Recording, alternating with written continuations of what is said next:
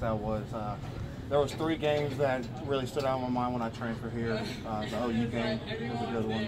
I missed the Oregon game, and so I was just really excited to be able to come back for this USC game and bring that victory belt back home. It was a phenomenal experience, great crowd, great emotional roller coaster all game. So you can't really ask for anything more.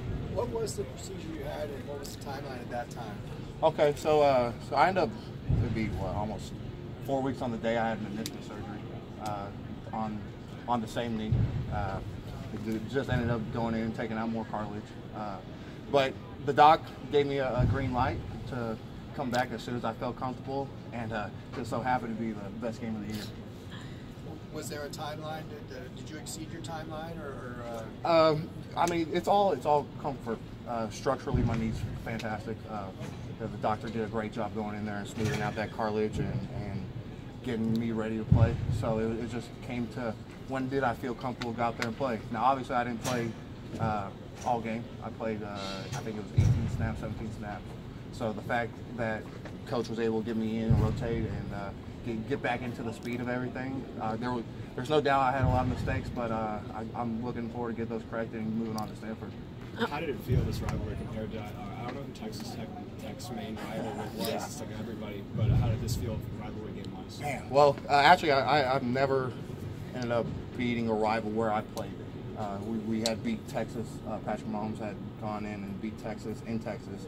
And I was there for that game. That was a phenomenal game. But being able to be in a historic game like this, wow. I mean, there's nothing like it.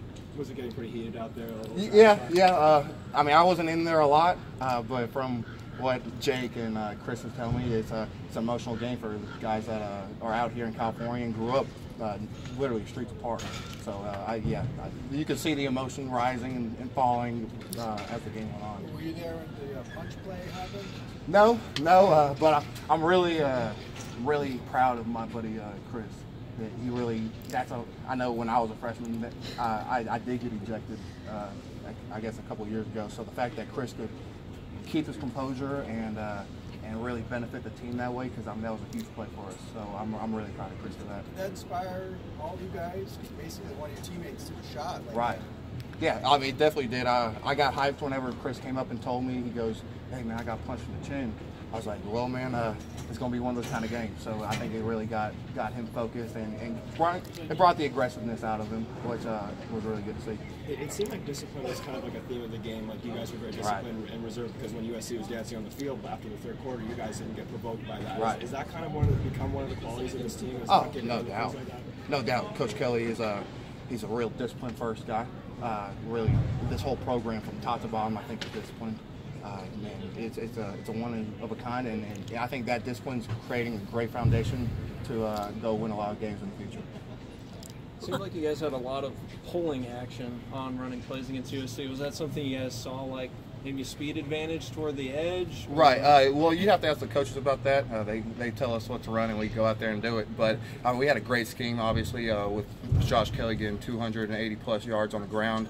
Scheme-wise, everything kind of clicked. So I'm really happy with how that turned out, and I'm looking forward to Stanford.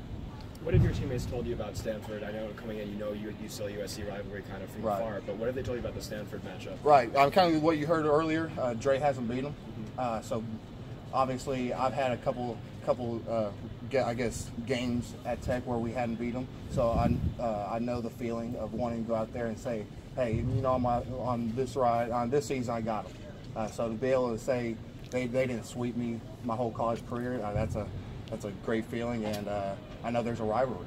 I mean, California in-state rivalries are fantastic. I know I've had plenty of them in Texas, so I know the emotions that go with that.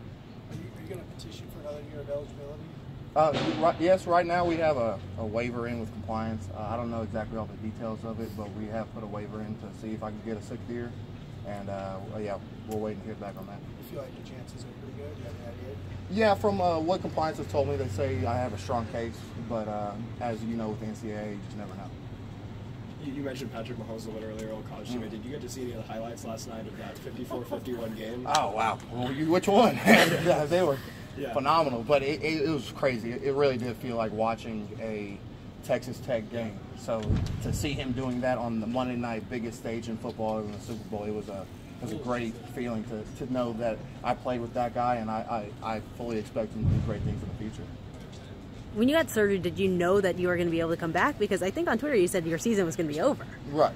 Yeah. So obviously, having 3 knee surgeries, I kind of expected the rehab process to be longer than initially thought. But I mean, these guys have really kind of gathered around me and been great teammates for me.